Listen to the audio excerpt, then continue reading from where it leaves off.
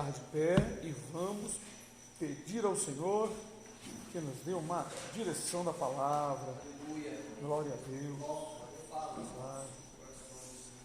Glória a Deus.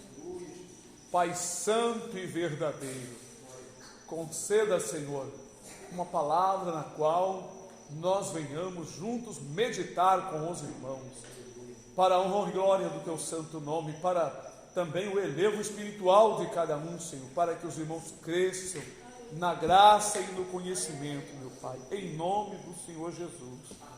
Glória a Deus, aleluia. Nós estávamos meditando, irmãos, o Senhor tocou para nós meditar com os irmãos no mesmo lugar. Provérbios 11. Glória a Deus, aleluia. Ó Senhor, o dia que declina, ai mim, anseio de chegar. Diz assim: balança enganosa é abominação para o Senhor, mas o peso justo é o seu prazer. Vindo a soberba, virá também a afronta, mas com os humildes está a sabedoria. A sinceridade dos sinceros os encaminhará, mas a perversidade dos desleais os destruirá. Não aproveitam as riquezas no dia da ira, mas a justiça livra da morte. A justiça do sincero endireitará o seu caminho, mas o ímpio, pela sua impiedade, cairá. A justiça dos virtuosos os livrará, mas na sua perversidade serão apanhados os iníquos. Morrendo o homem ímpio, perece a sua expectação, e a esperança da iniquidade perde-se. O justo é libertado da angústia, e o ímpio fica em seu lugar. Até aqui, amém. Vamos meditar com os irmãos, né? Esses versículos aqui da palavra de Deus. São 8 versículos. Se formos falar, né? Profundamente, há tanta coisa que falar. Bom, o versículo 1 diz assim: balança enganosa é abominação para o Senhor, mas o peso justo é o seu prazer.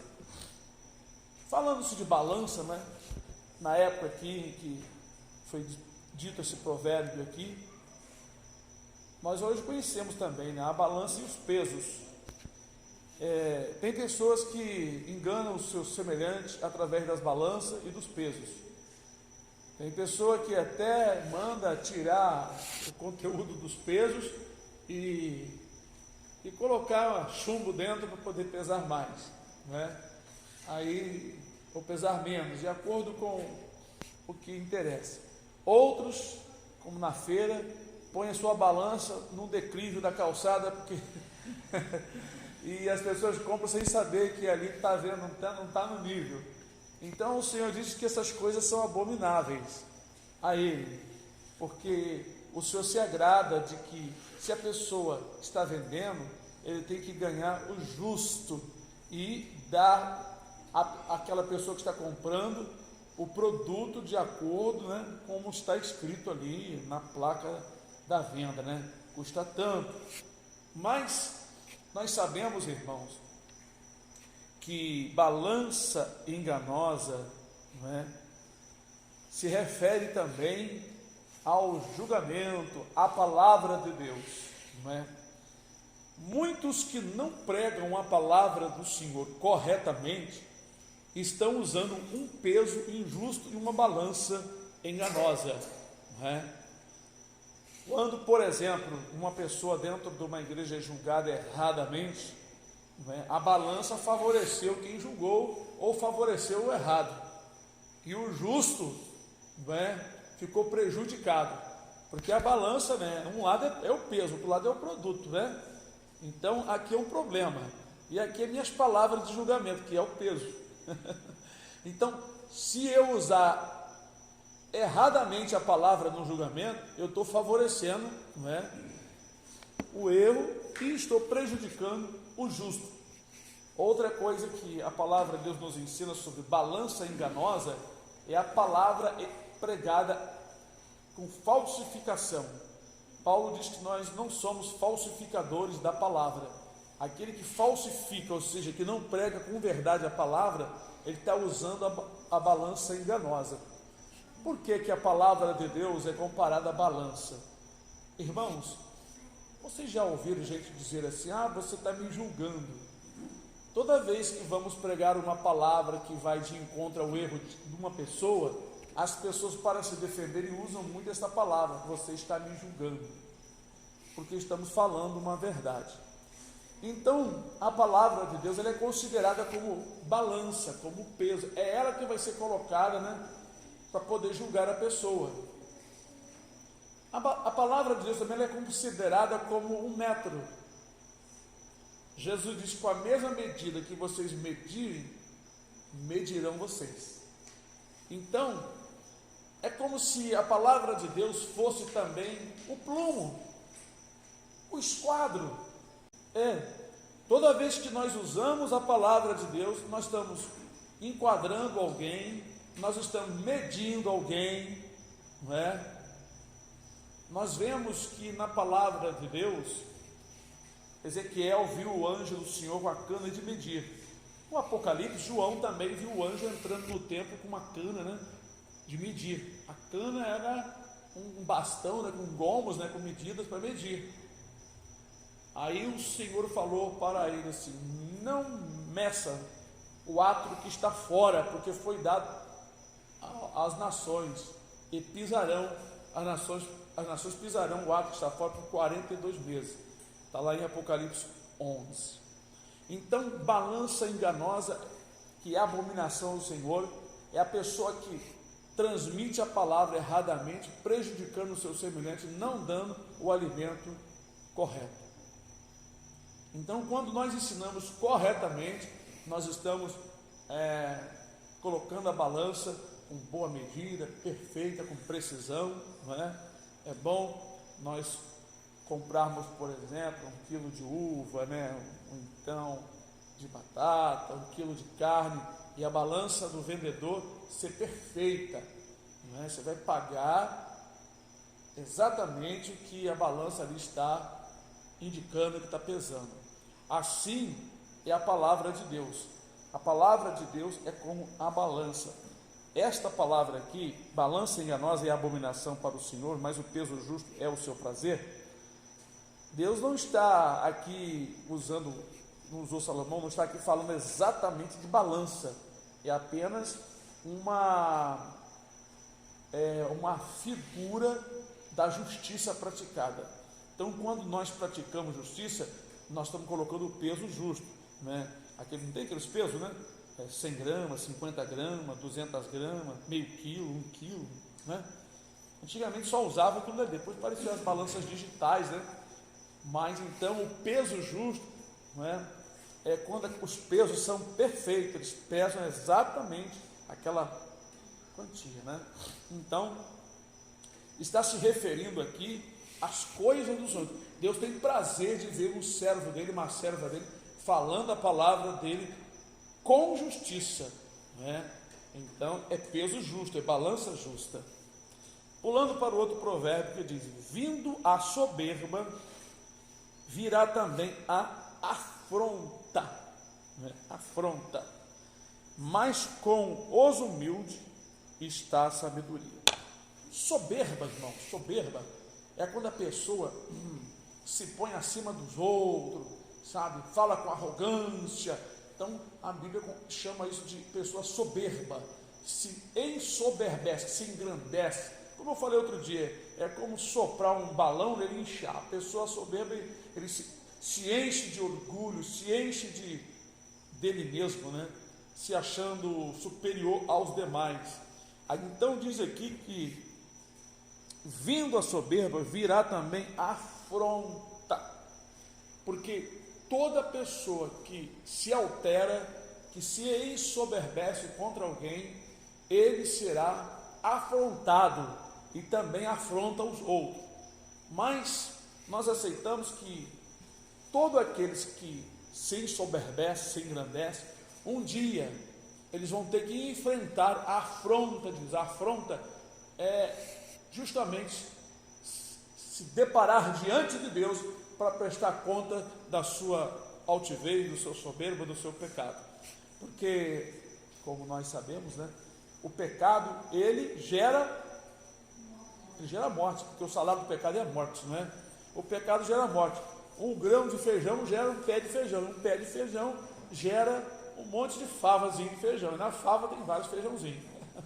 Então, como diz, o salário do pecado é a morte, a soberba, ela antecipa a ruína, a afronta, como dizem outro provérbio, não é? A soberba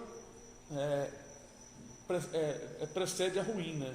Quer dizer, antes de vir a ruína sobre a pessoa se ensoberbece. Quer dizer que depois da soberba, a pessoa será afrontada. Toda pessoa que soberbece, depois ele vai ser, não é, punido. Diz aqui a palavra do Senhor, né? Vindo a soberba, virá também a afronta. Mas com os humildes está a sabedoria.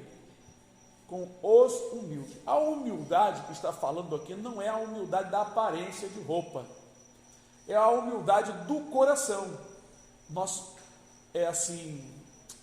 pensar assim, sentir assim, que nós precisamos de Deus, precisamos dos irmãos, nós não somos únicos na terra.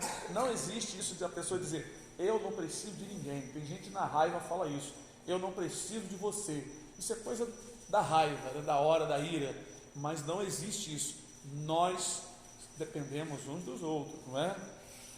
E a sabedoria que a Bíblia fala não é sabedoria de palavra, não é sabedoria de falar idiomas, saber fazer contas, saber matemática, saber ciência. Não é esta sabedoria. A Escritura diz que o temor do Senhor é o princípio da sabedoria.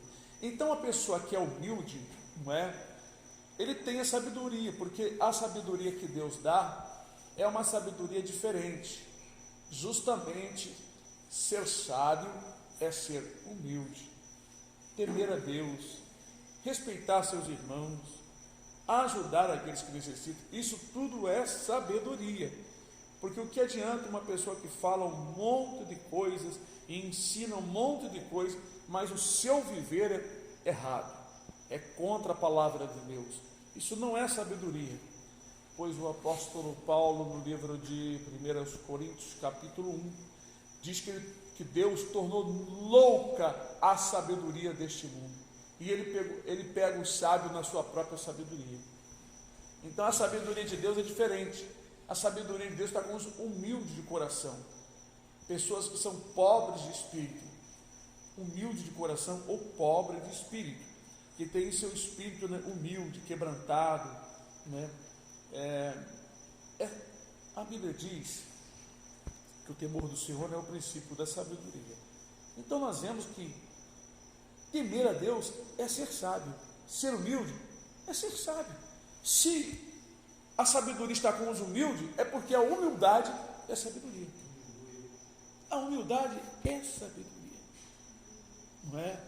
Uma pessoa soberba que na vida aí tem bens e até conhece muitas histórias, é doutor, mas tem o seu pensamento, o seu coração elevado, não é? Exaltado, soberbo, ele não é sábio, porque ele pensa que com o conhecimento que ele tem, ele pode ser mais do que os outros. Isso não é sabedoria, porque esse indivíduo, ele é de carne, de osso, sente dor, pode morrer a qualquer instante, como qualquer ser humano. Então, não é sabedoria se sentir superior aos demais por ter posição, por ter dinheiro, por ter riqueza, por conhecer algumas coisas da vida. Isso não é ser sábio.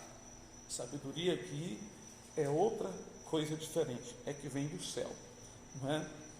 Então, por isso que diz aqui, né? Glória a Deus, aleluia, louvado seja o nome do Senhor. O Senhor é muito maravilhoso, né, irmãos?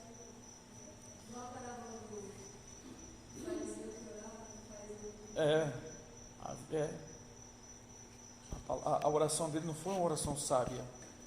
3. A sinceridade dos sinceros os encaminhará, mas a perversidade dos desleais os destruirá. É a mesma coisa da afronta para os soberbos, né?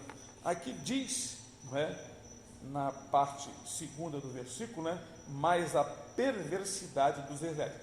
Perverso é a pessoa que faz coisa ruim ou fala coisa ruim contra as outras pessoas. Isso chama-se perversidade, ou de ações, ou de lábios, ou de pensamento. Então diz que a perversidade, a pessoa que é perversa, que é mal, né? Diz que a perversidade, não é, dos desleais. Desleal é uma pessoa que não é sincero, não é leal com, por exemplo, não é, por exemplo, o marido é leal com a esposa é leal com, não é, não, um não trai o outro, chama-se, é leal, não é, é correto um com o outro. Então, o desleal é aquele que não respeita o seu próximo, né? Não guarda a aliança, mas a perversidade dos desleais os destruirá. Os soberbos, os desleais, os perversos, os mentirosos, todos eles serão destruídos pelas suas próprias ações, pensamentos e palavras. Resumindo, o salário do pecado é a morte. Então, quando nós lemos um provérbio como esse, às vezes as pessoas ficam assim pensando o que está dizendo, mas é uma coisa assim, mais a perversidade dos desleais os destruirá. Aqui está dizendo que toda coisa ruim que a pessoa pratica, todo o mal, soberbo, mentiroso, desleal, infiel, ele vai tropeçar no seu próprio mal. O fim deles é receber o que eles semearam. Isso aqui que está falando, né? Como diz aqui, vamos no versículo 4. Não aproveitam as riquezas no dia da ira. É a mesma coisa. Não aproveitam as riquezas no dia da ira, mas a justiça livra da morte. O dia da ira é a ira de Deus. O dia da ira, o dia que Deus vai afrontar, vai confrontar a pessoa. Deus recebe o dinheiro, riqueza, joia para poder dar à pessoa o livramento? Não. O ímpio até recebe, não é?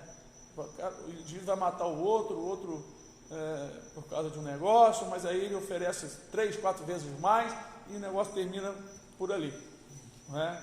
Mas a Bíblia diz aqui algo interessante, que só será livre, não é, da morte naquele dia aquele que pratica a justiça. Por quê? Por que o que pratica a justiça será livre da morte? Tem pessoas que dizem assim, mas Jesus não morreu para me salvar, então eu tenho que praticar a justiça para me livrar da morte. É claro, ele morreu justamente para nos dar condição de praticar a justiça. As pessoas não entendem essas coisas, eu não sei porquê. Tem gente tão ignorante que acha que Jesus fez tudo, que você não precisa fazer nada. Irmãos, o que Jesus fez foi morrer por nós para nos dar o Espírito Santo, para nos dar uma ferramenta para a gente fazer as obras de Deus. É tão simples, é simples de entender. O Espírito Santo foi dado após a morte de Jesus, para nós praticar a justiça. Ora, quem pratica o pecado recebe o salário do pecado, e quem pratica a justiça recebe o salário da justiça. Mas não quer dizer, o versículo, que vamos ser salvos pelas obras da lei. Não está falando de obra da lei de Moisés, está falando de uma vida de um justo, uma pessoa que vive na justiça. O seu fim é a vida eterna, pois viveu na justiça, não é? Paulo fala lá, cingindo o lombo com entendimento, vestindo a couraça da justiça. Vestir a couraça da justiça é viver uma vida praticando a justiça. Você está coberto de justiça que você faz, que você pratica. O apóstolo Paulo fala isso. Então, como diz aqui, mais a justiça, mas a justiça livra da morte. Mas que morte é essa? É a morte eterna. Porque quantos justos já morreram na mão de ímpio? Está falando aqui da morte eterna, isso aqui é uma profecia. Não aproveita as riquezas no dia da ira, no dia do juízo final. Até Davi disse isso no Salmo: que darei eu, Senhor, por todos os benefícios que me tem feito? Ele vai dar ouro e prata para Deus? Não é? Mas a prática é da justiça. Então, no dia do juízo, Deus não será comprado por ouro e prata, porque Ele fez tudo isso. E Ele tem ouro e prata diferente daqui da terra. Tem um ouro espiritual que ninguém tem uma prata espiritual que ninguém tem pedras espirituais que ninguém tem, e elas são vivas. O ouro do céu é tudo vivo, tudo lá no céu é vivo, não tem nenhuma coisa morta lá no céu, não tem um pedaço de nada morto lá no céu. As árvores são vivas, a grama é viva, as flores são vivas, elas cantam, os prédios são vivos, as casas são vivas, tudo é vivo. Não tem nada morto, não tem nada sem vida no céu. Não é igual aqui, a cadeira aí não faz nada, mas lá no céu é diferente. Lá, se você sair do seu trono, da sua cadeira, e ele se mover conforme você saiu, ela vai ficar no lugar certinho. Lá não cai nada no chão, não se quebra nada, nas taças não cai no chão, porque são tudo vivo. É um mundo completamente diferente daqui. Então, não aproveite as riquezas no dia da ira. No dia da ira do Senhor, vai aproveitar o quê? Quem poderá resgatar a sua própria alma com dinheiro? Mas sim, a justiça. Essa justiça é uma justiça em Cristo Jesus, porque Jesus morrendo na cruz, o Espírito Santo que estava nele, saiu dele e foi derramado sobre todos. E agora todo aquele que crê em Jesus tem o Espírito Santo para lhe ajudar a praticar a justiça, para lhe ajudar a orar, como diz lá em Romanos 8, que nós não sabemos pedir como convém, mas o mesmo Espírito Santo intercede por nós com gemidos inexprimíveis. Então nós vemos aí que foi necessário o Espírito Santo ser derramado para que abundantemente estivesse operando em nós. No passado era necessário a pessoa ser ungida mesmo, né? E ali o Espírito Santo vinha sobre a pessoa para ele profetizar, ou orar, né? Ou fazer alguns sinais. Então, irmãos, a morte é a morte eterna, e aqui a ira é o dia do juízo. Aqui está falando o dia do juízo. No dia do juízo, quem praticou o mal não tem como escapar, não tem ouro e prata, não tem padre nem pastor, não tem doutor, não tem ninguém que vai livrar a pessoa das mãos de Deus, pois cada ser humano será julgado segundo as suas obras. Então é de interesse de cada um verificar o viver, como é que está a sua vida, se está conforme a palavra, e não deixar que o tempo vai passando achando que Deus está relevando. Deus não releva nada não, Ele quer agora a obediência. O 5 diz: a justiça do sincero endireitará o seu caminho, mas o ímpio pela sua impiedade cairá. Ó, tá vendo? Cada vez que nós vamos praticando a justiça, nós vamos endireitando o nosso caminho. Não é o caminho de Deus, não, é o nosso caminho, quer dizer, o nosso viver, para nós andar conforme a vontade de Deus. Cada vez que praticarmos a justiça, se nós praticarmos coisa injusta, nós vamos tropeçar. Mas diz aqui, né, mas o ímpio pela sua impiedade cairá. Ele está falando tudo a mesma coisa. A prática da justiça endireita a nossa vida, ao ponto de quando chegar a hora da gente partir, já está perfeitinho. E a prática da iniquidade, coisa errada, vai fazendo com que o ímpio venha um dia cair eternamente no lago que arde com fogo e enxofre. É para lá que vão cair. Tem que praticar a justiça? Tem. Aí a gente tem que verificar o que é justo. Justiça é uma palavra que vem das práticas de coisa justa. Começa dentro de casa, vai para o trabalho, na rua. Tudo que for fazer, você tem que julgar se está certo ou se não está. Se é justo fazer ou se não é justo fazer. Não é? Procurar saber o que é justo falar, o que é justo fazer, para que o nome do Senhor esteja nas obras, para que as obras não sejam reprovadas. Então, irmãos, a vida é cheia de obras e atitudes que temos que tomar. para praticarmos a justiça, para que o nosso caminho seja cada vez mais endireitado, né?